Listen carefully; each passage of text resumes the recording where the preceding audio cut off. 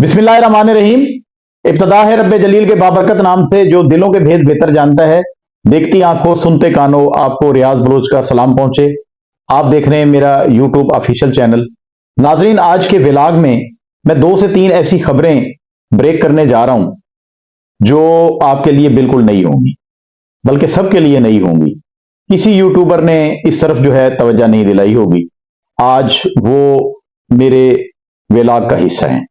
सबसे पहले हमारे पास खबर है, इंसदाद दहशतगर्दी की अदालत ने 150 गिरफ्तार पाकिस्तान तहरीक इंसाफ के कारकुनान को की जमानतें जो है वो मंजूर कर ली। ये डी चौक वाले मामले में गिरफ्तार हुए थे और इनको आज जमानतें मंजूर की गई हैं। उसके बाद हुकूमत पंजाब ने कमिश्नर डेरा गाजी खान, कमिश्नर मुल्तान, कमिश्नर फैसलाबाद और कमिश्नर बहावलपुर को इनको तब्दील किया है। उसके अलावा एक और बड़ा तबादला किया गया है। Special secretary specialise health care Wajid Ali Shah साहब, इनको सेक्रेटरी कोऑर्डिनेशन वजीर आला पंजाब तैनात किया गया है। ये वाजिद अली शाह साहब पहले उस्मान बुज़दार के दौर में भी और परवेज इलाही के दौर में भी अपनी खिदमात यहाँ पर सर अंजाम दे चुके हैं। और उसके अलावा अगली खबर जो हमारे पास है वो ये है कि FIA साइबर क्राइम ने मुत्तहदा अरब अमारात के सदर शेख मोहम्मद बिन जैद अल नहयान और पंजाब की वजीर आला मरियम नवाज शरीफ की तस्वीर को एडिट करके उनको वायरल करने वालों के खिलाफ कार्रवाई का आगाज कर दिया है। और वॉइस ऑफ अमेरिका की जो एक रिपोर्ट है उसके मुताबिक ये है कि रहीम यार खान में जो पिछले दिनों दौरा हुआ था शेख मोहम्मद जैद अल नहयान का, तो उसमें वजीर आला पंजाब मरियम नवाज साहबा और वजीर आज़म पाकिस्तान मियां शहबाज शरीफ ने उनका इस्तकबाल किया था। उनसे मुलाकात हुई थी और 2 तरफा बाहमी अमूर पर जो है दिलचस्पी के अमूर पर गुफ्तगू हुई थी। और जो मरियम नवाज साहबा ने जब मुसाफा किया तो उस तस्वीर को, बल्कि सिर्फ तस्वीर नहीं, उसको आर्टिफिशियल इंटेलिजेंस के जरिए बड़ी गंदी गंदी किस्म की पोस्टें जो है वो बना दी गई और उसे मुख्तलिफ सोशल मीडिया प्लेटफॉर्म पर वायरल कर दिया गया। और ये कोई अच्छी रिवायत नहीं है। मैं इसकी भरपूर मजम्मत करता हूँ। मेरा ताल्लुक किसी पार्टी से नहीं है, लेकिन जो गलत काम करे उसको गलत कहें, जो सही करे उसे सही कहें।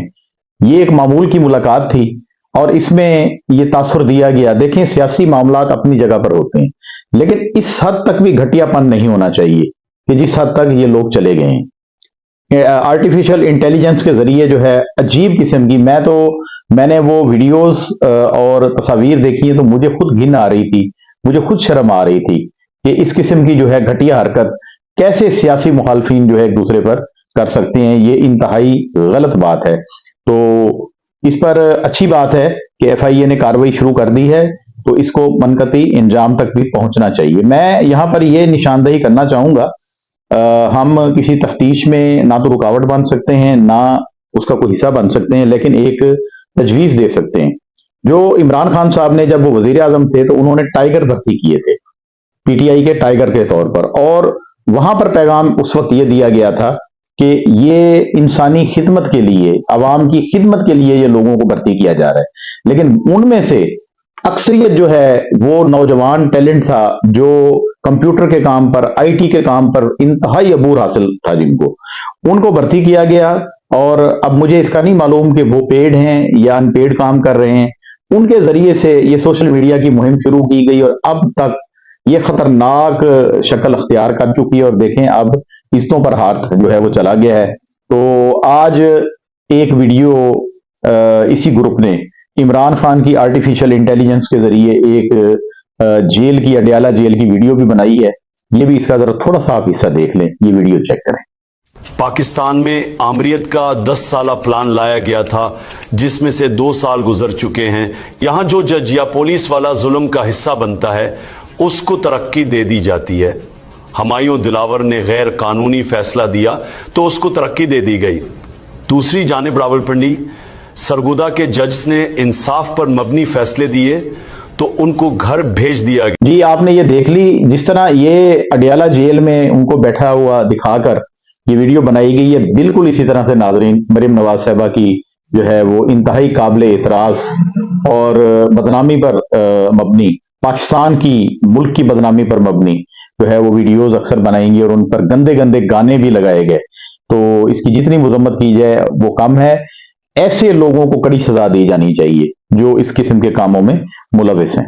اب ایک میں آپ کو بڑی عجیب سی خبر دے رہا ہوں جو ممکن نہیں ہے، لیکن اگر یہ ہو جائے اور عدالتی احکامات پر جو ہے عمل درآمد بھی ہو اور اس کا حکم بھی جاری ہو جائے تو یقین جانے پاکستان کے لوگوں کی قسمت تبدیل ہو جائے۔ ایک یہ میں آپ کو بتاؤں کہ ایڈوکیٹ ہیں لاہور کے محمد نواز انصاری صاحب، انہوں نے ایک سپریم کورٹ لاہور رجسٹری میں ایک آئینی پٹیشن کی ہے، اور انہوں نے اس پٹیشن میں موقف اختیار کیا ہے کہ پاکستان میں کم از کم تنخواہ جو ہے $1000 کے مساوی کی جائے۔ اور یہ آئینی درخواست جو دائر ہوئی ہے اس میں جو باتیں کہی گئی ہیں وہ باتیں تو بالکل ٹھیک ہیں، لیکن ایسا ممکن نہیں کہ $1000 کے برابر مساوی جو ہے وہ تنخواہ ہو جائے۔ ہاں، جو بڑے وہ ہیں افسران ہیں ان کو تو ظاہری بات ہے اس سے بھی زیادہ جو ہے وہ دیے جا رہے ہیں پیسے۔ میں آپ کو یہاں بتاتا ہوں انہوں نے کیا، وفاقی حکومت اور صوبائی حکومتوں کو اس میں فریق بنایا گیا ہے اور کہا گیا کہ پاکستان جو ہے برطانوی کالونی رہا اور وہی قوانین یہاں لاگو ہیں، یعنی کہ برطانیہ کے قوانین جو ہے یہاں پر لاگو ہیں۔ عدالتی کیسوں میں بھی امریکہ اور برطانوی عدالتوں کے فیصلوں کو مانا جاتا ہے، یہ موقف اختیار کیا گیا ہے اور کہا گیا ہے کہ امریکہ اور برطانیہ کے قوانین کو بھی پاکستان میں مانا جاتا ہے۔ تو یہ موقف ہے، اور اس کے بعد کہا گیا کہ پاکستان میں بھی برطانوی اور امریکی لیبر قوانین ہونے چاہیے، جس طرح قوانین ان کے چل رہے ہیں، برٹش قوانین چل رہے ہیں۔ اب تک ہمارا جو PPC ہے اس کی زیادہ تر اکثریت جو ہے وہ انگریزی وہی جو چل رہا تھا، انگریز کا قانون وہی چل رہا ہے۔ تو انہوں نے کہا کہ یہاں پر برطانوی اور امریکی لیبر قوانین بھی جو ہے وہ بنائے جانے چاہیے، اور امریکہ برطانیہ میں کم از کم تنخواہ $1000 ہے، تو عدالت جو ہے پاکستان میں تنخواہ جو ہے کم سے کم $1000 کے برابر کرے۔ یہ ممکن تو نہیں ہے کہ یہ درخواست مینٹین ہو اور اس پر فیصلہ بھی آئے، اگر آ بھی گیا تو اس کا حشر اسی طرح ہونا ہے جس طرح الیکشن کمیشن کے جو حکم دیا گیا تھا سپریم کورٹ کی طرف سے پاکستان تحریک انصاف کو اسپیشل سیٹیں دینے کا، اور وہ اب تک جو ہے ادھر ادھر رول کھل رہا ہے فیصلہ، ابھی تک اس پر کوئی عمل درآمد نہیں ہوا۔ تو یہ تھی بڑی اہم، تو یہ ہم نے آپ کو کی۔ اب جو خبر میں آپ کو جناب دینے جا رہا ہوں وہ یقین جانے مجھ سمیت آپ سب کے چھکے چھڑا دے گی۔ جب یہ خبر میں پڑھ رہا تھا، اس کو بنا رہا تھا سٹوری کو، تو مجھے خود کئی بار جو ہے وہ کہہ آتی رہ گئی، لیکن یہ میں آپ تک بھی پہنچاؤں گا۔ اور یہ خبر ایسے نہیں ہے، اڑتی ہوئی خبر نہیں ہے، سوشل میڈیا کی خبر نہیں ہے، بلکہ یہ خبر حکومتی ایک انتہائی ذمہ دار ایک جگہ پر جو ہے وہ بات ہوئی ہے، وہ یہ ہوئی ہے کہ ملک کے مختلف علاقوں میں کتوں، گدھوں اور مینڈک کا گوشت فروخت کیا جا رہا ہے۔ جی ہاں، کتوں، گدھوں اور مینڈک کا گوشت فروخت کیا جا رہا ہے۔ جب فروخت کیا جا رہا ہے تو پھر وہ کھلایا بھی جا رہا ہے۔ عوام کو پلاسٹک کے چاول کھلائے جا رہے ہیں۔ یہ چاول ہے، جو چاول حالانکہ ہمارے پاکستان میں اس کی پیداوار ہی بہت ہے، لیکن جو چائنا سے چاول آ رہا ہے اس کا پلاسٹک کا، وہ بہت زیادہ عام جو ہے وہ پھیلا ہوا ہے، اور وہ ہم بڑے مزے سے بریانیاں کھا رہے ہیں۔ کوئی شمع بریانی ہے، کوئی سٹی بریانی ہے، کوئی اسٹوڈنٹ بریانی ہے، کوئی کچھ ہے، اور اس میں پلاسٹک کا چاول استعمال ہو رہا ہے۔ اس میں کیا ہوگا؟ کینسر پھیلے گا، اس سے معدے خراب ہوں گے آپ کے، انسان کا جو سسٹم ہے پورے کا پورا سسٹم ہلے گا۔ یہ ہے، اور یہ بھی کہا گیا ہے کہ جتنا دودھ بیچا جا رہا ہے پاکستان میں، اتنا دودھ تو پیدا ہی نہیں ہو رہا۔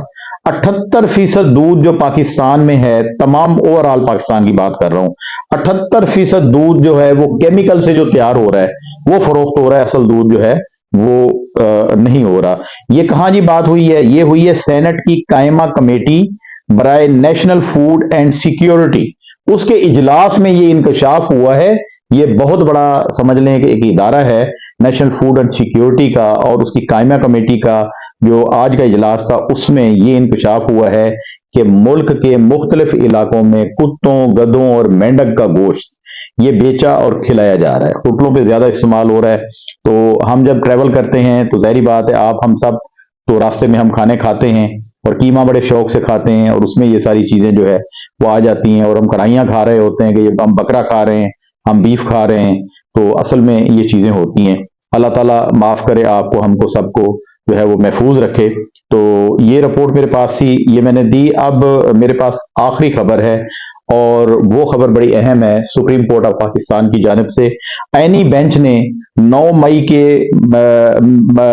مخصوص ملزمان کے ملٹری ٹرائل پر سوالات اٹھا دیے ہیں، اور یہ کہا گیا ہے کہ یہ دائرہ اختیار کون طے کرتا ہے۔ یہ جسٹس مسرت حلالی صاحب نے اپنے ریمارکس دیے ہیں۔ انہوں نے کہا 9 مئی کے تمام ملزمان کی ایف آئی آر تو ایک ہے۔